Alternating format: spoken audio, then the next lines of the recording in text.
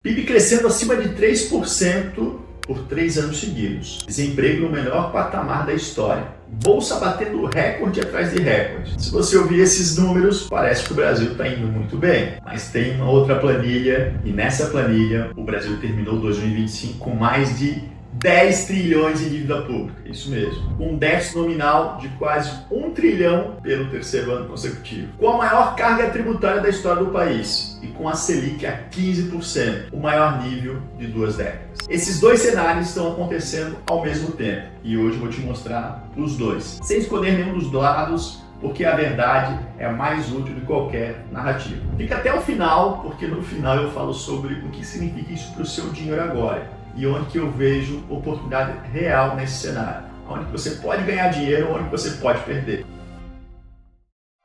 Vamos começar aqui pelo que é real, porque qualquer análise honesta começa reconhecendo os números. O PIB brasileiro cresceu 2,9% em 2023, 3,4% em 2024 e fechou 25% acima de 3%. No acumulado do mandato, o Brasil cresceu quase 11%. Isso é o melhor resultado desde o segundo mandato do Lula, entre 2007 e 2010. O desemprego caiu de 8,9% quando assumiu para 5,6% no final de 25%, mínima histórica desde que a gente começou a medir isso com metodologia confiável, né? Isso é fato, não tem como contestar. A reforma tributária foi aprovada, ela não é a reforma que os empresários queriam, e eu vou voltar nesse assunto daqui a pouco. Mas depois de décadas tentando, o Brasil finalmente simplificou o sistema de cobrança de tributos. Isso com certeza é um avanço. 5 impostos virando um só, para quem tem empresa você sabe como é que é isso. Você tinha que ter departamentos inteiros só para controlar os impostos, para pagar guia. E o Brasil voltou a sair do mapa da fome da ONU. É um indicador social relevante.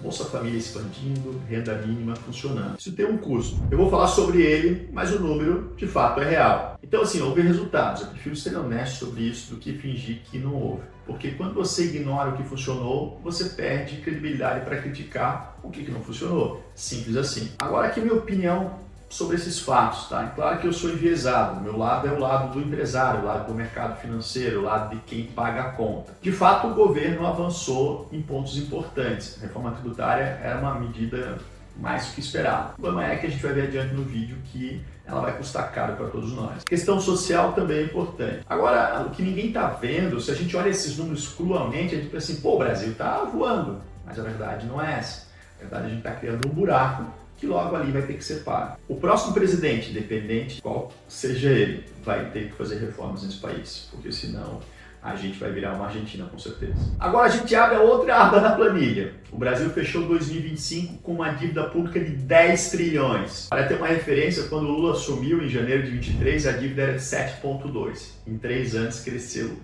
3 trilhões de reais. Em relação ao PIB, a dívida foi de 72% para quase 79%. Tem casas como o UBS, o IFE, que é o Instituto de Fiscal Independente, que é o órgão que o próprio Senado utiliza, projetando a dívida de 84% para 2026. Em relação ao PIB. O problema aqui não é o tamanho da dívida, o problema é o maior custo dela. Com a Selic a 15%, o Brasil pagou só em 2025 1 trilhão de reais só em juros. Pare e pense o que daria para fazer com essa grana toda. 1 trilhão de reais. Esse é o custo de uma Selic alta de um governo que gasta muito. Para você ter uma ideia, isso é mais que o governo gasta com saúde e educação juntos. Deixa eu colocar esse um jeito mais simples. Imagina que você tem uma empresa que faturou mais do que nunca, bateu um recorde de receita, está indo super bem. Mas os seus gastos cresceram mais rápido que a receita. E a sua dívida continua subindo. Você chamaria isso de uma boa gestão? Provavelmente não. Ou seja, o Brasil gasta mais do que ganha. Basicamente isso. O detalhe é que muita gente não percebe. O déficit fiscal foi de mais de 1 trilhão em 23, mais 1 trilhão em 24, mais 1 trilhão em 25. 3 anos seguidos, isso não é acidente, é uma escolha de modelo. É um governo que gasta mais, com certeza. Esse aqui é o número que mais incomoda, não é a minha opinião. Tem pesquisa jornalista documentando isso. De janeiro de 23 até hoje, o governo federal promoveu 27 aumentos ou criações de impostos. É isso mesmo. Uma média de um aumento a cada 37 dias, ou seja, não tem um mês de paz. E quando confrontado sobre isso, o Haddad chegou a dizer publicamente que o governo não aumentou o imposto. Sem aumento nenhum de carga tributária. Não se criou imposto, não se aumentou a alíquota, nada. Só se cobrou um pouco de quem não paga. E nem tem um economista no Brasil, sério, que diga que o gasto tributário não é exagerado no Brasil. Dá para acreditar. Com 27 registros documentados, isso é difícil de entender. mas a gente sabe o motivo. Voltou a cobrar PIS e COFINS sobre combustíveis que tinham sido zerados, taxou os fundos exclusivos e as offshores, vendendo como estaria taxando os ricos, mas na prática abriu uma janela para os bilionários saírem com o dinheiro do país sem pagar nada, ou seja, acabamos perdendo aqui. Eu expliquei sobre isso num vídeo recente no canal. Acabou com o PERS, o Programa de Sobrevivência para Empresas de Eventos que quase morreram na pandemia. Reonerou a folha de pagamento de setores intensivos em mão de obra, que eram justamente os que mais empregavam. Taxação das blusinhas. Lembra que a Janja até se meteu nisso? Como é que ficou essa história? 20% de imposto sobre compras acima de R$50. A Janja foi na rede social dizer que o imposto era para as empresas, mas não para o consumidor. E aí, como resposta, os sites foram lá e postaram: olha, você está pagando tanto porque tem tanto de imposto. Então quem pagou a conta foi o comprador, né? E a cereja do bolo, o IVA, aprovado na reforma tributária, pode chegar a 28%. Isso colocaria o Brasil como o IVA mais caro do mundo. Simplificou a cobrança, ótimo, mas o tamanho da mordida não mudou. 27 aumentos ou criações de impostos desde janeiro de 2023. IVA aprovado com alíquota estimada de até 28%. Pessoal, o Brasil não aguenta tanto imposto. E aí que mora o perigo, porque quando o empresário começa a desanimar de produzir no Brasil, o que acontece? Olha as notícias, editor, coloca ali, exemplo, a Castem indo para o Paraguai, várias empresas deixando o Brasil. Essa é a consequência. Taxação muito alta, os bilionários vão embora, os milionários vão embora e as empresas vão embora. Consequência disso, menos emprego, menos geração de renda, o país tem um PIB menor. Esse PIB que a gente está tendo, com certeza, é fruto de muito mais gasto do governo do que realmente geração de riqueza por parte das empresas. E agora aqui tem uma história que é no mínimo curiosa. Durante toda a gestão do Roberto Campos Neto no Banco Central, que foi indicado pelo Bolsonaro, o Lula e o PT criticavam publicamente que a taxa era muito alta, que ele fazia isso por perseguição. Semana sim, semana não. A culpa do que acontecia na parte econômica do Brasil era do Campos Neto. Aí Campos Neto saiu no final de 24 e Lula pôde indicar seu próprio presidente do Banco Central, Gabriel Galli. O mercado ficou nervoso, todo mundo pensou, agora vamos abaixar o juro na marra. Não foi o que aconteceu. Gallico entrou, avaliou o cenário e subiu o quê? Os juros. Pois é, chegou a 15% ao ano em meados de 2025, o maior nível em 2 décadas. E o governo ficou em silêncio. Parou de gritar o Banco Central do dia para a noite, tá tudo certo. Nunca mais falou sobre o assunto. Por que ele subiu então? Pô, ele é aliado do Lula, por que ele não baixou o juro? Porque o aumento do juro tem a ver com uma questão muito simples, risco fiscal. Então, se a percepção de risco aumenta, o juro tem que ser aumentado.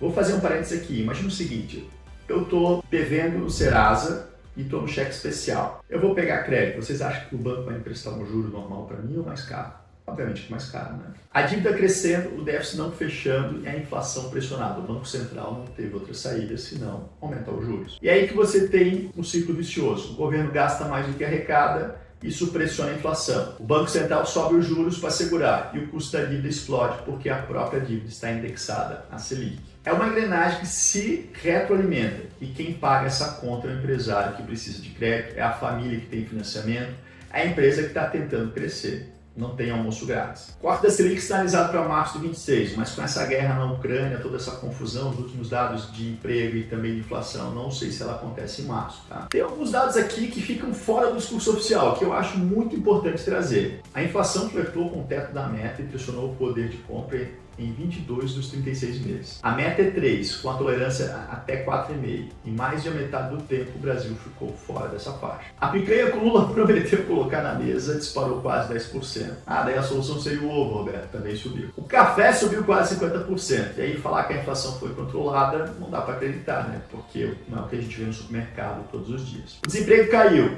Esse número é verdadeiro. Mas os pedidos de seguro-desemprego cresceram pelo 4º ano seguido. Passaram de 6,7 milhões de pessoas a receber o benefício. Isso indica uma rotatividade alta, ou seja, empregos de curta duração, não trazem qualidade. E as falências de empresas? Isso aí ninguém fala. O número de companhias que foram à falência nos últimos 4 anos foi o maior da série histórica. Isso é o empresário médio, não os bancos, não as estatais, não as grandes corporações. Esse juro alto é muito danoso para o médio e pequeno. É a padaria, o escritório, a clínica, a pequena oficina, a consultoria de médio porte. esses dados não aparecem na celebração do PIB alto. O investimento em infraestrutura federal caiu de 49 bilhões para 42 bilhões entre 23 e 24. E o PAC voltou. Calma, não é a Dilma, é o PAC só, tá? 370 bilhões até 2026. Mas isso aí tá só no discurso. 2026 é ano eleitoral. O ano eleitoral tem uma lógica própria na economia brasileira. O governo tem incentivo próprio para gastar, né? Não para cortar. Ele vai fazer de tudo para entregar e não para ajustar. A meta fiscal para 26 é um superávit de 0,25 do PIB. Parece pouco, e é pouco mesmo, e não vai acontecer com certeza. Mas as consultorias independentes, o IFE e a BRCG, já identificam cerca de 80 bilhões fora da meta. O governo vai precisar compensar isso de alguma forma, ou gastando menos, provável no eleitoral, ou aumentando mais impostos, ou os dois. Mas aqui tem um ponto que eu quero que você não ignore.